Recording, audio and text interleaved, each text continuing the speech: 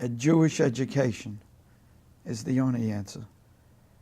Because without understanding who you are, you won't know what you are. And you don't know, if you don't know where you came from, you don't know where you're going to be going. So learning about your history,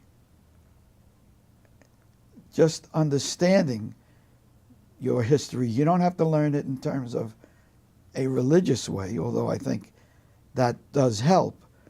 But learning your history will be the only answer for your existence.